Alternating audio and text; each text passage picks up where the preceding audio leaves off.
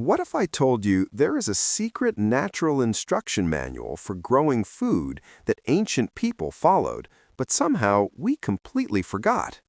Today, you're going to see exactly what that manual said and how it works. Imagine the farmers from the Bible times. They didn't have giant tractors, chemical sprays, or super complicated science books. Their land was tough, hot, and often dry. But somehow, their fruit trees were exploding with food. They were getting maybe 4 times more fruit and vegetables than a typical modern farm gets today. How did they pull off that magic? The big secret wasn't a special seed or a hidden fertilizer. It was actually about how they drew lines in the dirt. These farmers decided that planting trees in boring straight rows was a waste of time and space. Instead, they planted everything in perfect interlocking circles. Think of it like a group of kids eating a birthday cake. If you line up all the kids in a straight line, only the ones at the front can easily reach the cake in the middle. It gets crowded and messy. But if all the kids stand in a circle around the cake, suddenly everyone has perfect, easy access. They all have room to breathe and use their elbows. Trees work the same way. When you plant them in circles, they're essentially sharing the sunlight and the water perfectly. The roots aren't fighting each other for space, the leaves aren't blocking the sun from the neighbor, and the soil stays cooler and wetter in the center. This ridiculously simple change, ditching the straight lines for the circle, is the key to why their harvests were absolutely massive. They unlocked the ultimate cheat code for nature. It multiplied their food production by 4 without doing any extra work. They found the perfect blueprint for farming. Now, let's talk about what that blueprint actually does, because its genius lies in ignoring the rules that we think are so modern and necessary. When you look at fields today from an airplane, everything is in these perfect, boring, straight rows. It looks tidy, like a military parade. But nature doesn't do military parades. It does messy, beautiful, chaotic huddles. When modern farmers plant in those straight lines, the wind whips right through those rows like a freeway. The sun beats down directly on the open ground between the plants all day long. It's like trying to run through a desert with no shade.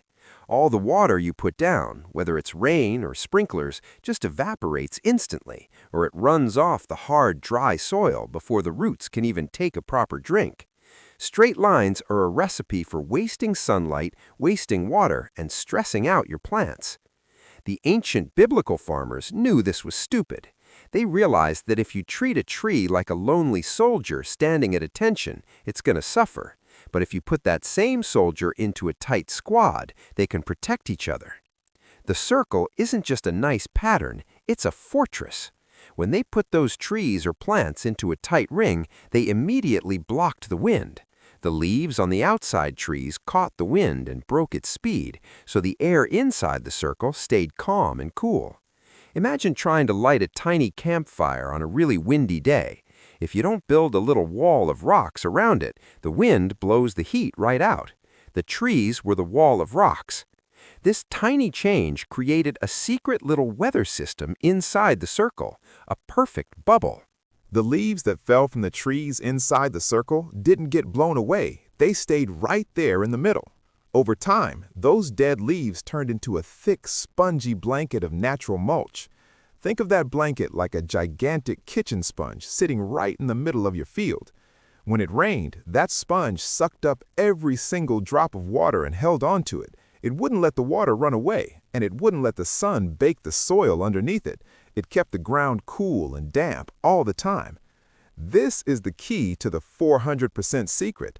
They weren't putting in 4 times the water or 4 times the fertilizer. They were just using the layout to stop wasting the resources that nature already provided. Think about fixing a car. If you're changing the oil, the smart way is to make sure you catch all the old oil, put the new oil neatly into the engine, and you don't spill any. That's the circle.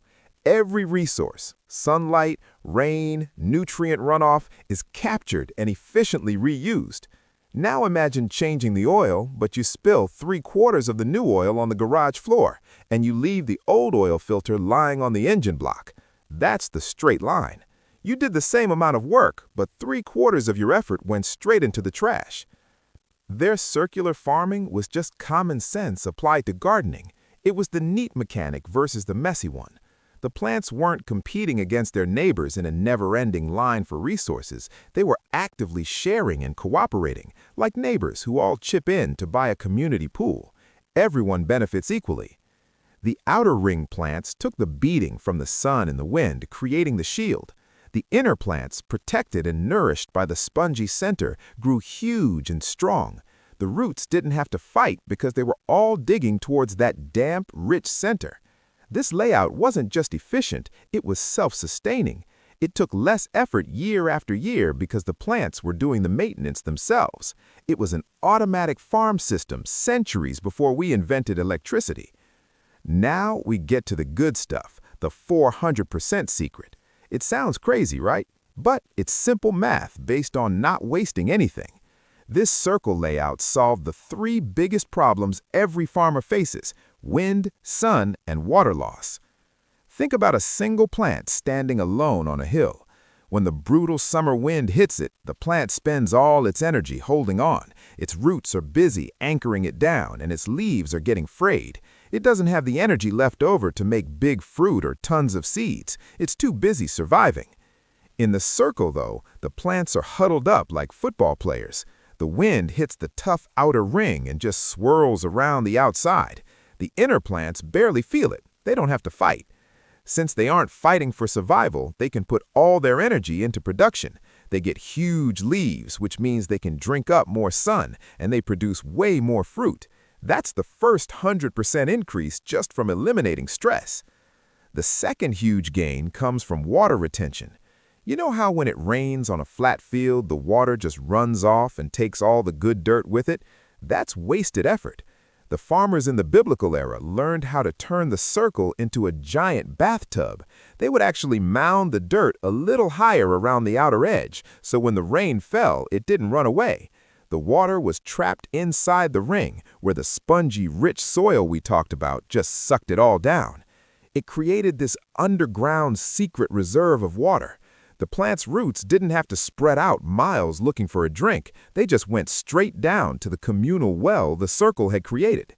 Even in the middle of a drought, the center of that circle was damp and cool. No thirsty plants means no small, shriveled fruit. It meant massive, healthy fruit, even when everyone else was starving. And finally, the nutrient loop. This is the ultimate recycling program. On a normal farm, the leaves and dead branches that fall off blow away or get washed downhill. On the circle farm, everything that falls stays inside the ring. As the dead stuff breaks down, it acts like automatic fertilizer for the very plants it fell from. The farm was constantly feeding itself, without the farmer having to drag tons of heavy manure up the hillside. So, let's put it together.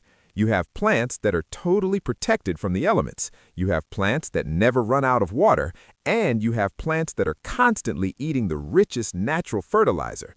They are literally the strongest, healthiest plants in the region. When you grow 100 plants in a straight line, maybe 50 of them survive, and 20 of those produce small fruit because they were stressed. When you grow those same 100 plants in a circle, all 100 survive, and they all produce oversized, healthy fruit. You're getting more product per plant, and you're keeping 100% of your plants alive and productive. It's not 4 times the magic, it's 4 times the efficiency. They eliminated waste in every single area of farming: space, water, energy, and nutrients. That's how a small ring of trees or vines turned into the farming powerhouse that kept these communities fed year after year. It was the ultimate ancient hack to guarantee a bumper crop.